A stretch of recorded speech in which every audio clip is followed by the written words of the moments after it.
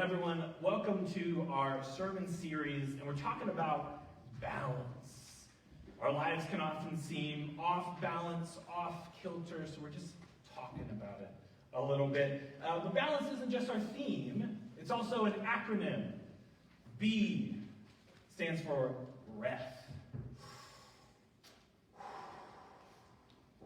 Taking time out of our busy lives, our busy schedules, when things are hectic, to just breathe. A, standing for acknowledge. Acknowledging God's presence among us and in our lives. L stands for letting go. Last week, where Jack notably belted out the song Let It Go, the Disney favorite, Idina Menzel would have been jealous. And our A today stands for assess. We're talking about assessing our priorities as a church. And this could go in a lot of different directions, but today our text in James asks us to assess our priorities when it comes to wealth, when it comes to preferential treatment, when it comes to conversations around equity. And in the text we just read, we get this kind of like dramatic reading, right? A situation where a rich person comes in and everyone rushes to their beck and call, right? Sit at the good place, the place of honor, maybe a nice Chardonnay, you know? Maybe lay here with cucumbers over your eyes and maybe a spritzer. And while someone not rich, in shabby clothing comes in, they say, I guess there's no sitting room for you. You maybe can stand in the back. Or, did you catch the huge insult there? Maybe the poor person can stay where they belong, at my feet. And in preparation today, I was struggling to find some type of example of this kind of like display of wealth in our modern church in favoritism, right? Because if someone wearing like a Gucci bag and Tom Ford clothes came in, I don't think our community, right, we would, show them this type of preference. I think they'd be equally greeted as someone who came in and, I don't know, looked like a Chad Hawkinson. You know what I mean? So does our church have this problem today? Do we show preference to those with money than those without? And as I thought about it more, I was brought back to my home church in Fairfax, Virginia. You see, for those of you who may not know, I grew up in Fairfax, Virginia. This is about, depending on traffic, about 30 minutes-ish from Washington, D.C., our nation's capital, the White House, Smithsonian, so many amazing landmarks. And it's safe to say that I grew up in an affluent area, right? Fairfax County was voted in 2013 to be the top 10 wealthiest counties in all of the United States. Money flowed through Fairfax. And I don't think my family growing up, we considered ourselves rich, and in our townhouse compared to some of the other mansions that we would see. That doesn't mean we were without, right? Especially considering you were raising a teenage boy, I made it my mission to eat my parents out of house and home. I think 90% of our bill went to groceries. And so since money flowed through Fairfax, it's not a stretch of the imagination to suggest that money also flowed through our church. Again, nothing wild. But we were able to pay for a full-time head pastor, full-time worship leaders, full-time youth minister, full-time children's minister, full-time administrator, full-time receptionist. We certainly had some wealth. And I remembered as our church was discerning the words of Jesus about wealth and us wanting to spread the good news of Jesus around us, we found out something interesting. We found out that one of the poorest communities in Fairfax, Virginia was not but a 5 to 6 minute drive from our church. Can you believe it? It was a community of government-subsidized housing called Chantilly Mews. Imagine that. In one of the wealthiest counties in our entire country, our church was next to one of the poorest communities. Some might call that a coincidence. Some might call that, lucky chance. Our church called it providence. God has set this community here for our wealthy church to go and assist, and that we did. And Covenant, ask me, how was it? It was good. We ran a vacation Bible school there in the summer, tons of attendance. It was honestly overwhelming how many kids came. And so, we decided to do more. There's a Christian camp that all of us kids went to in the Blue Ridge Mountains called Camp Wamava. And some of the kids from the church paved the way for some of those kids to go.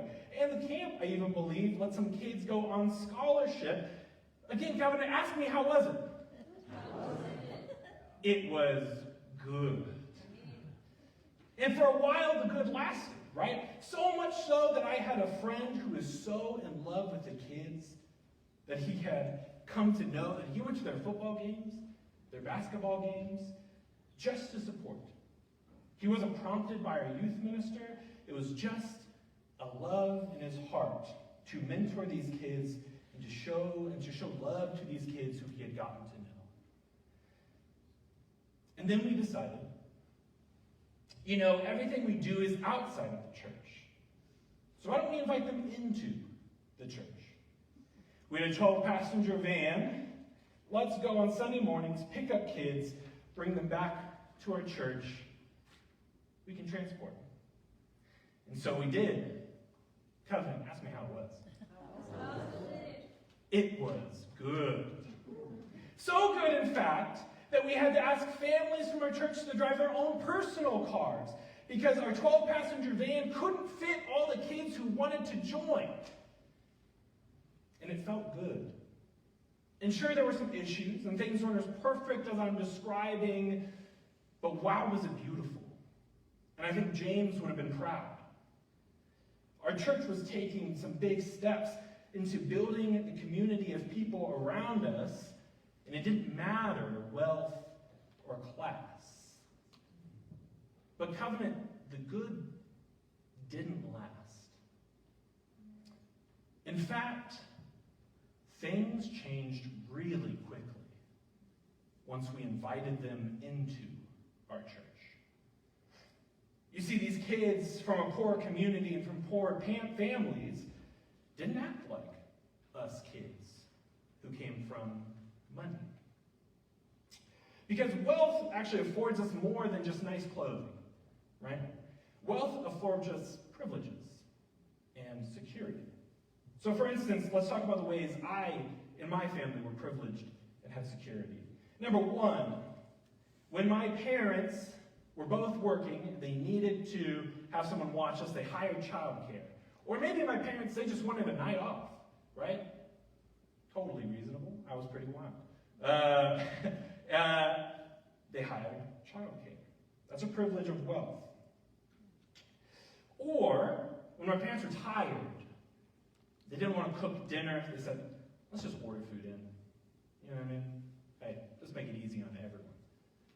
That's a privilege of wealth. My wealthy family could afford to send me to live in areas with more affluent schools. Wealth afforded me the ability to not live on free or reduced lunch in my school. We get the picture.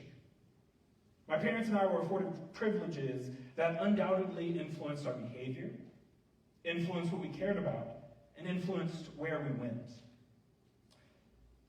And these kids were not afforded those same privileges. And so what happened? These kids were labeled bad kids. These kids are misbehaved.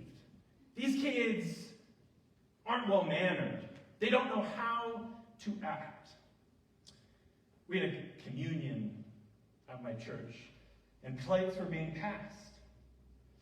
And two kids were goofing off in one of the pews, and as a plate was being passed, he knocked one of the plates off. Juice landed all over the carpet.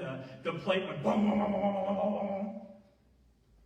About 300 plus eyes turned and just glared at the kids. One kid, maybe truly 2 or 3 years old, started loudly saying profanity in the lobby. Now, he didn't know what these words meant, but he had certainly heard them, right? Like a sponge, getting rinsed of water. And so loudly, he'd say profanity. You imagine a curse word, he said it. And so hands would get thrown over his mouth. And I don't know if you've ever tried to forcefully get a kid to do something, but it's a surefire way to get them to do it even bigger and louder. And so when hands rushed over his mouth, he leaned back and he started doing the things he was doing bigger and louder. And one Sunday, as our preacher was preaching, one of the kids had a bouncy ball. And as the preacher was preaching, he threw it up onto the stage. Hit the preacher, ball, and bounced.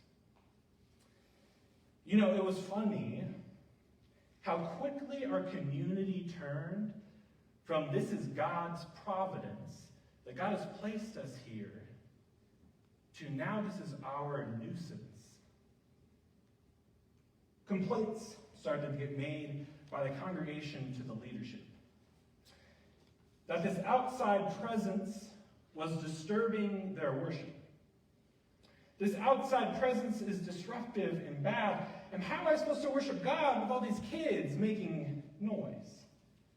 People inside the church threatened to leave. There were serious conversations by the leadership. And eventually, we stopped.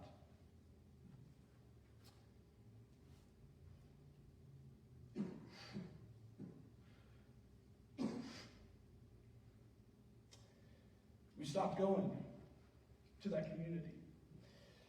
We stopped interacting with those kids. We stopped doing BBSs, inviting them to camp. We stopped. Because once we invited them in, things were different. And one way to look at that situation, church, is to say that, for the health of the community, those kids needed to leave. And another way to look at that situation is we showed favoritism to those who gave to our church. That our community prioritized kids who had the privilege to look like everyone else and act like everyone else. I was a bad kid myself. I used profanity, none worse than what I've heard in this community, certainly. I lied, I cheated, I stole. I was a nuisance.